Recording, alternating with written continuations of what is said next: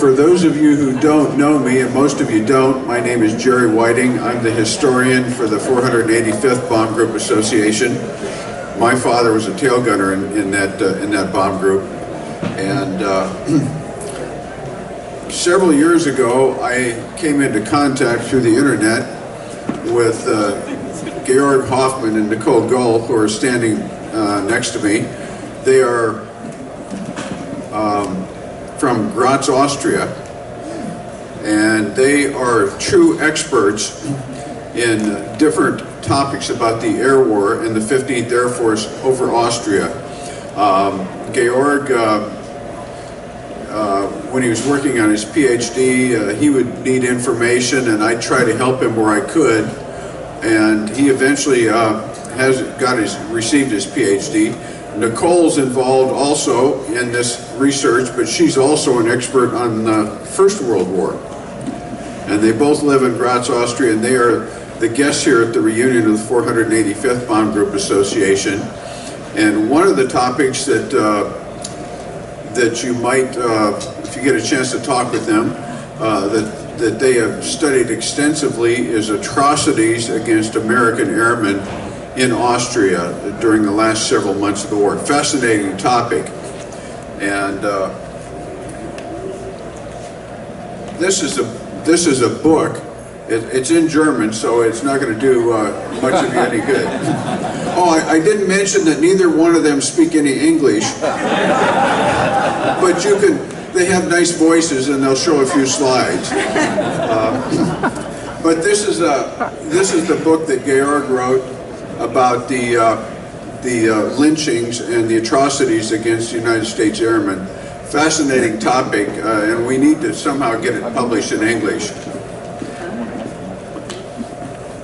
Another work that Georg, that they both worked on, and that was recently published, is this book about all the American airmen, every Allied airman that was killed over Austria during World War II, and information about all of the men in their planes. And that's another fascinating topic, and they're going to talk a little bit about their research and things that they've done on that today. But if you get a chance this evening or whenever, we'd like to talk with them, especially for you guys who were shot down over Austria. These people have all kinds of information on that too. So without further ado, and again, they don't speak any English, but I think you'll enjoy it anyway.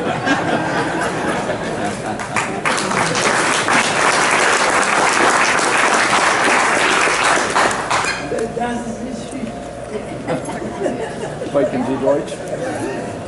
Danke, Jerry. No, thank you, Jerry, for the introduction. It's an honor for us and a pleasure to be here and to be invited. And today we really want to draw your attention to a very specific topic. Jerry already mentioned it. War crimes, atrocities committed against downed airmen, which we call, and you can see the title of our presentation, Lynch Law. So that's a term that Joseph Goebbels created when talking about this specific kind of violence. Before going too deep into the topic, let me start with a citation. It's an excerpt of a letter that was found by US troops at the belongings of a German POW. The letter was written by his father and describes an air attack at the city of Vienna in May 1944. Within these descriptions, there were the following sentences. I quote, "Lately we have often made the personal acquaintance of Americans who were shot down. They look just like vagabonds, wrecked and dissipated, regular underworld beings, also the officers. They are killed like dogs by the civilians here out of rage, which is just what I would, although I usually am a friend of children." So what is he describing in this letter? Well, at first it seems like a description of a crime, given by an onlooker who is, let's say, kind of neutral, or at least not active. But if you take a closer look, you will find some important remarks within this letter and these descriptions. At first it describes violent actions carried out in the public by a group. The author refers to it as population. Second, it describes a motive when saying out of rage, which obviously means that the people are angry because of the air attacks. That's not only a description, that's a justification. Third, you can find a very harsh enemy stereotype, of course. Underworld beings, just to choose one word. That plays a role within the general perception of air war. So in seeing this letter, one can raise some questions. What is he really describing? And what is behind these descriptions? How and why did violence occur within reactions to the Allied air war? Well, these are questions that are the basis of our research we are doing, my colleague and I, during the last few years. We now can present the results of this research. To do this, with 5 different parts. So at first, Nicole will talk a little bit about air war and perception on the ground, and shed some light on the Nazi concept of the enemy, the so-called Luftgangster or Terrorflieger, terror flyer. Then I will give you an overview about the phenomenon which Joseph Goebbels called lynch law, and show you 5 case studies. Before we end, then we will end with memory and commemoration. So let's hand over to Nicole. Okay, hi everybody, grüß Gott from me. Let's jump into the topic. First part, air war and perceptions. You can't hear me, okay? Is it not better? Okay. Can you hold it? No clue, okay. Or maybe I'll just do that. I'll take it. Okay, that's better. Okay, perfect. Okay, let's go back to the letter Georg was mentioning.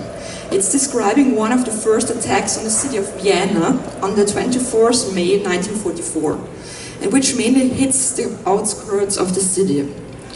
So, when taking a look at the map, you can see that this was not the peak of air war over Austria.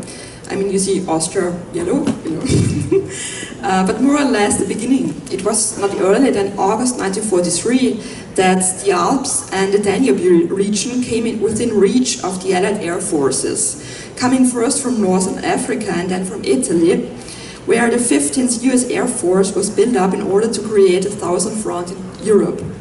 So on the 24th May 1944, this was the 34th attack on the Austrian area, out of roughly 700 until the end of war. The main route of Allied plane flying against Austria was Hungary, because due to secret negotiations with the British, Allied planes were not attacked by Hungarian air defense, and in return Hungary was not bombed until April 1944. Nevertheless, a picture of air war and also an enemy stereotype already existed, mainly influenced by the attacks against the rest of the German Reich, especially if you think of the attacks on Hamburg in the summer of 1943. And the picture the Nazi propaganda was drawing, so let's take a closer look at that. At first, air war created a totally new and different perception of warfare, deep within the hinterland, without steady and visible front lines and directly affecting the population. The Nazi Party was fully aware of those effects, even before the outbreak of war. So from the beginning on, the interpretation of air warfare was included into the early concept of war as total war, totaler Krieg. It is important that the whole air war was defined not only as war against population, but also as war carried out by them, creating totally new perspectives of warfare. Of course, the perception of the population, especially after the summer of 1943, looked slightly different, as the German capability to protect and defend the German population or the German people was dwindling. So air war and its psychological impacts, like fear, didn't affect the population as a whole rather than individuals. So an individual experienced an air raid as an invisible threat. from the point of view, if you think of air raid shelters, for example. It was therefore an incalculable threat if you have to wait for hours and don't know when and if your bombs will fall or not, if you lose your house or not. I mean, that's all important points in this way. The attacks, of course, came from a high attitude, which creates the feeling that the bombers are totally out of reach, and as it seemed that no military countermeasures showed any results, the feeling was given that the enemy was predominant. This all produced inactiveness, as the people had to wait until the end of the alarm. So the important part of that all was the endurance of threats. It became significant in air war. With the attacks against Hamburg in summer 1943, the Nazi system suddenly realized that air war was the crucial and dominant problem. So they reacted to it by all means and on all levels. The Nazi system reacts mainly on 3 different levels, and you can see it on the slide. First, with an interpretation of air war, using and influencing the perceptions of the people, of course. Second, in creating communities like Volksgemeinschaften, or you can think of air raid shelter communities and so on, and therefore beginning to define the role of society in air war.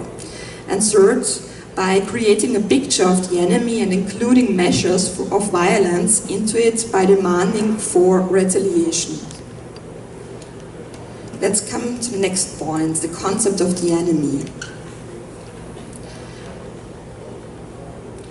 So, when we go back to the 24th May 1944 and Vienna, our master example, let's take a look at the newspapers of the following days and the posters which were hanging in the streets in order to reconstruct the phases of the development within the concept of the enemy.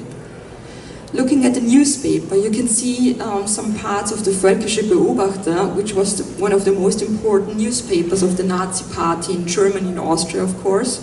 It's the Viennese one. There's also a Berlin one. You can see some reports about the attack, speaking about, and I quote, the terror attack, Terrorangriff auf Wien, or Air Huns who defile Vienna, die Lufthunnen. So, this first phase was mainly based on an explanation, interpretation of air war. It was characterized not as a military action, but as a crime committed against the German population as a whole, and especially the defined communities. The Nazi propaganda created terms like Luftterror, air terror, or Kindermord, children's murder, as you can see on the posters on the right side of the slide, and to support the picture they were drawing. And there was also an order given that only these terms had to be used in newspaper articles. No air raids, just terror attacks. This was, of course, an easy concept of distract from the inability to protect the own population. This started already in 1942, before the air war reached Austria. The main goal behind this was to create emotions, and especially hatred, which seemed stronger than fear. In order not to create the impression of inactiveness or inferiority, this was strongly linked from the beginning on with announcements and promises of retaliation, Vergeltung, with a wide variety of interpretation, like air attacks on England or the famous wonder weapons, the secret weapons, the V-Waffen, and so on. The next step within this development was a personification of propaganda and the creation of a concept of an enemy. You can easily find this also within newspaper articles of the same day, as you can see here, showing pictures of downed airmen with captions like "Air gangsters flew against Vienna again." In November 1943, there was a visible change within the air war propaganda. Although Joseph Goebbels still was drawing the picture of air war as a big crime, especially after the air raids against Hamburg, he started to focus on the men who fought the war in their planes, the airmen. The key case was the so-called Murder Inc. case. In November 1943, Lieutenant Kenneth Williams, a bombardier of a B-24 Liberator from the 8th US Air Force, was captured near Bremen.